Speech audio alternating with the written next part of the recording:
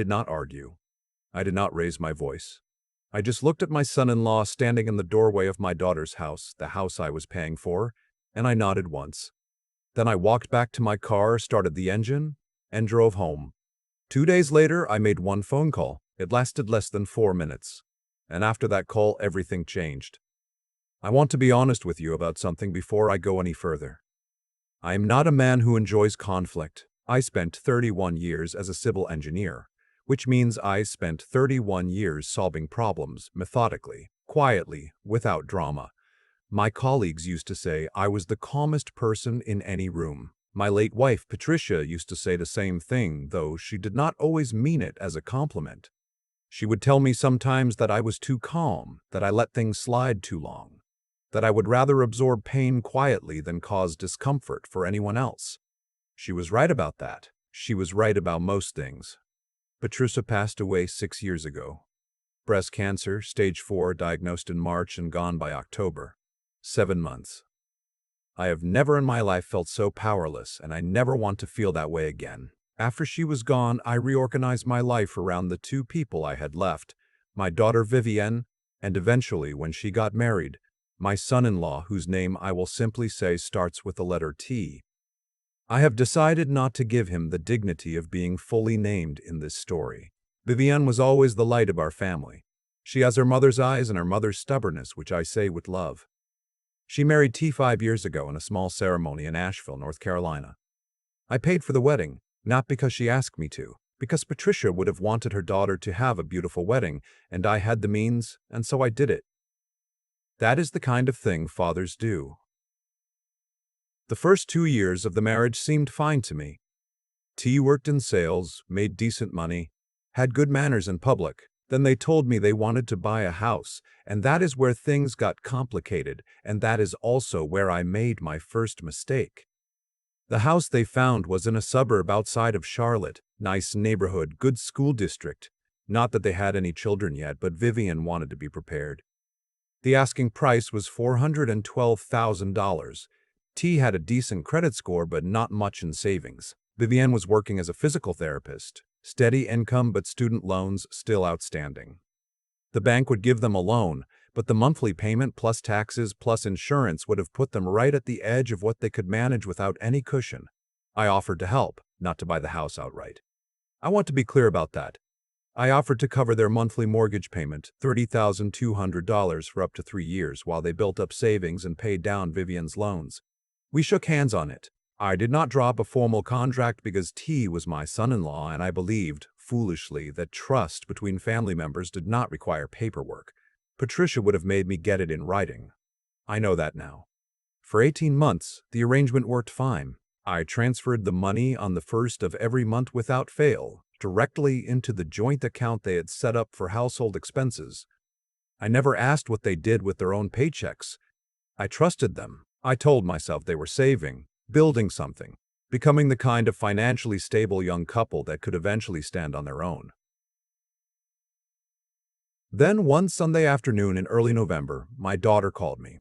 She sounded strange on the phone, a little too bright, a little too careful. She said that T thought it might be better if the family Christmas this year was just the immediate family, meaning her, him, and his parents, who had flown in from Arizona. She said there simply wasn't enough room at their house for everyone. I did not say anything for a moment. I said, "Vivienne, I am your immediate family." She went quiet. I could hear T's voice in the background, low and flat, though I could not make out what he was saying. She said, "Dad, it's just this year. Things are a little tense right now, and we just need a calm holiday." I asked her what things were tense. She said it was nothing, just life stuff. I did not press her. I told her I understood and I would spend Christmas quietly at home. I wished her a good holiday. Then I hung up and sat in my kitchen for a long time without moving. My daughter had just told me I was not welcome at her table at Christmas, the table in the house I was paying for every single month. I did not scream. I did not call back and demand an explanation. I sat with it, the way I have always sat with hard things, quietly and still, until I could see it clearly. What I saw was this. I had been paying for that house for 18 months.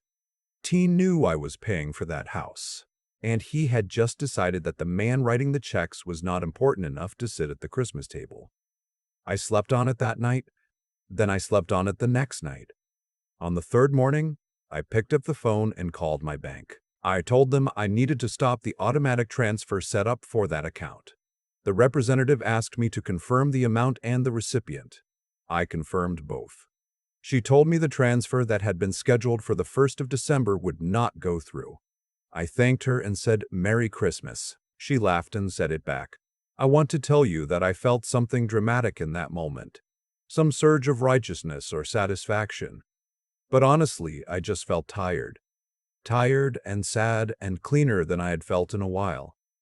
The 1st of December came and went. I spent that day going through some of Patricia's old photo albums that I had never been able to bring myself to look at after she died. I found a picture of Vivienne at about 9 years old, sitting on a porch swing somewhere, laughing at something off camera, her hair a mess, completely unaware she was being photographed. I sat with that picture for a long time. On December 3rd, my phone started ringing. The first call was from Vivian. She asked me if something had happened with my bank account, if there had been a problem with the transfer. Her voice was careful, neutral. I told her there had been no problem with my bank account. She went quiet. I said, "Is there something specific you need, sweetheart?" She said she would call me back. She did not call me back. T called me 40 minutes later. I will give him this. He did not yell. He was controlled, the way someone is controlled when they are working hard to stay that way. He said that the mortgage payment had not come through and the bank was showing the account short. He said he assumed it was an oversight. I told him it was not an oversight. He said, "What do you mean?" I said, "I mean I decided not to send it this month." There was a pause, long enough that I checked the phone to make sure the call was still connected. He said, "You can't just not send it, we have an agreement." I said, "We had an arrangement. Arrangements can change." He said, "This is going to affect our credit. This is going to affect our credit. This is going to affect everything." I said, "Yes, I imagine it will." Another pause. Then his voice changed just slightly. Not softer exactly, but the control cracked a little at the edges. He said, "Look, if this is about Christmas, we can talk about that. Vivian can talk to you about that. Vivian can talk to you about Christmas."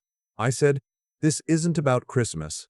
This is about me reconsidering a financial arrangement that I entered into in good faith and that I have the right to exit at any time since we never formalized it legally." He said, "That's not, you can't." I said, "I hope you and Vivian have a wonderful holiday with your parents. I mean that sincerely." And then I ended the call. My hands were steady. That surprised me a little. What happened after that came in stages, the way these things always do. Not one big explosion, but a series of smaller ones that kept going off over the following weeks. On December 5th, T's mother called me.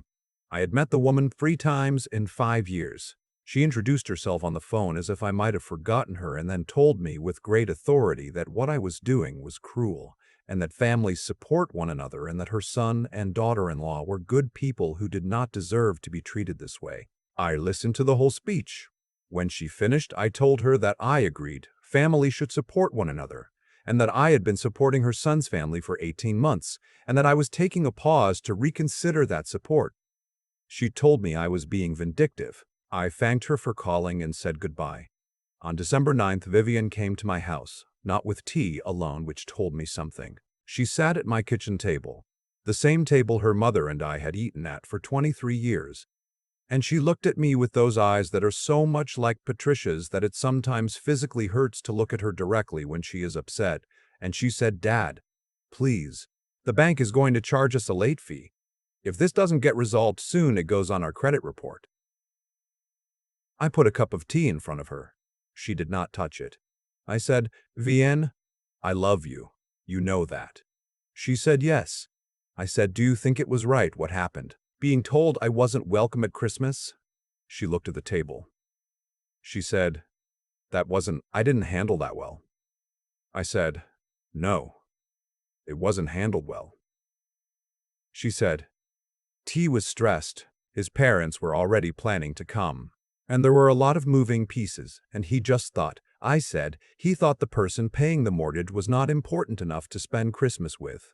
She did not answer that, which was its own kind of answer. I told her I was not trying to punish her. I told her I needed her to understand that what had happened was not a small thing. Being excluded from your daughter's home at Christmas when you are the reason that home exists is not a small thing. I needed her to sit with that, not to explain it away, not to manage me, but to actually sit with it. She cried a little. I handed her a napkin. We sat there together in the kitchen for a while without talking, which felt more real than anything that had been said on the phone in the days before. Then she asked me what I needed. That question. That one question. It was the first time in the whole ordeal that anyone had asked me what I needed instead of what I was going to do for them. I told her I needed a real conversation, not a managed phone call, not a holiday where I sit at a table feeling like a guest in a house I'm paying for, but a real conversation, the three of us, about what this arrangement has looked like and what it means and what we all want going forward. She nodded. She said she would talk to T. She left without touching the tea. T did not call me that week. He did not come to the house. What he did, I found out later from Vivienne, was call his father in Arizona and ask if they could borrow money to cover the mortgage payment.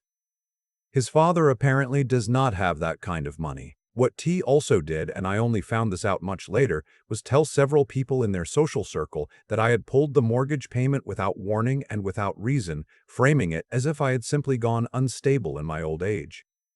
That one stung a little, I will be honest, not because I care what their friends think of me, but because it told me exactly what kind of man I was dealing with. When something goes wrong and your first move is to protect your own image by reshaping the story, that tells you everything about a person's character. December came and went. I spent Christmas Day at my friend Roderick's house. We have been friends since college. He lost his wife 2 years before I lost Patricia. We have a standing tradition of getting together when the holidays feel heavy. We made his famous chili and watched football and did not talk about our feelings, which was exactly what I needed.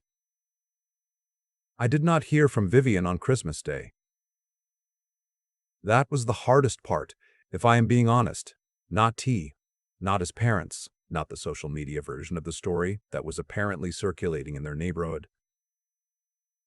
My daughter not calling on Christmas Day.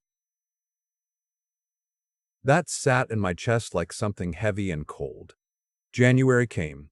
On January 8th, I got a notification from my financial advisor. In the years since Patricia died, I had quietly restructured my estate planning at her suggestion. Actually, she had made me promise before she passed that I would not leave things disorganized. One of the things I had done was consult with an estate attorney about the nature of the financial support I was providing to family members. The attorney had advised me, at the time, to document any significant transfers as loans rather than gifts, both for tax purposes and for clarity. I had not followed through on that when I made the original arrangement with T and Vivienne. I followed through on it now. My attorney drew up a document that formally characterized the 18 months of payments I had made, a total of $57,600, as a personal loan, with a repayment schedule and a below-market interest rate. The document was entirely legal. It was also entirely accurate, in my view, because I had always understood this to be temporary support, not a gift, and T had understood that too. I had the document sent to them via certified mail on January 15th. Vivienne called me 20 minutes after she signed for the package. This time she was not careful and she was not neutral. She was upset, genuinely upset. And I let her speak until she ran out of words, and then I explained as calmly as I could that this was not about punishment. This was about clarity. Every dollar I had given them was given with the understanding that they were building toward independence. Formalizing that understanding protected both of us. She was quiet for a long time after I said that. Then she said, "He's never going to agree to this." I said, "That's between the two of you to work out." She said, "Dad." I said, "Vivienne." She said, "I don't know what to do." And right there, that was the moment I had been waiting for without knowing I was waiting for it. My daughter, speaking to me not as a managed obstacle or a financial resource, but as a person who genuinely did not know what to do and was reaching toward her father for something real. I told her to come over. I told her to come without tea if she needed to.